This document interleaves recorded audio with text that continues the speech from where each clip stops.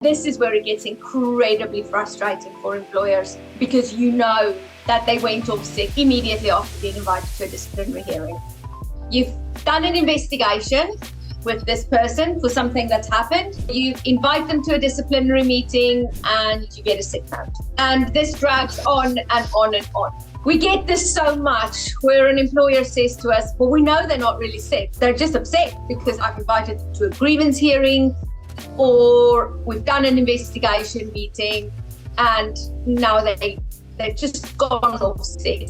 And now I have to pay the SSP and I have to deal with staffing issues and I'm trying to run a process. And how do I handle this?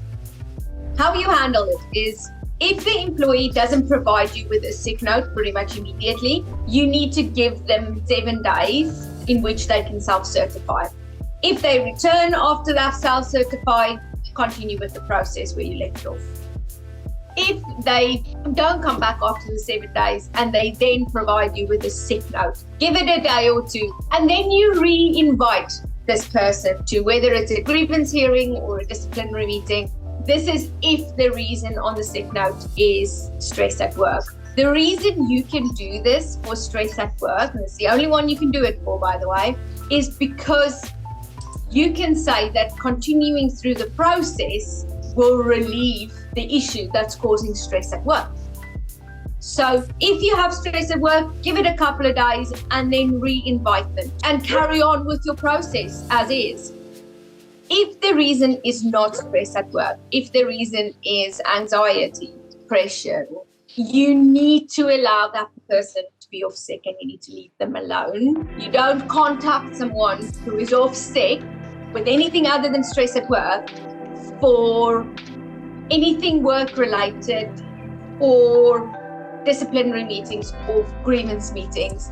And then you would start to schedule some welfare meetings, usually every sort of 3 to 4 weeks, to check in, check that they're okay, check what support they need to return to work and what the doctors are saying and what treatment they get and that kind of thing.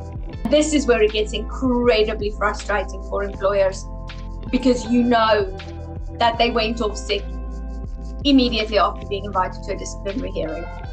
The great thing is, if you have one of our contracts, you are able to pay SSP only if an employee has been invited to a disciplinary hearing and they then go off sick. It's one of the times when you can refuse to pay company sick pay. The moment they return to work, the process goes on.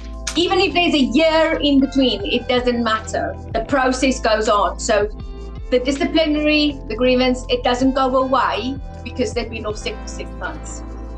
It carries on the moment they come back.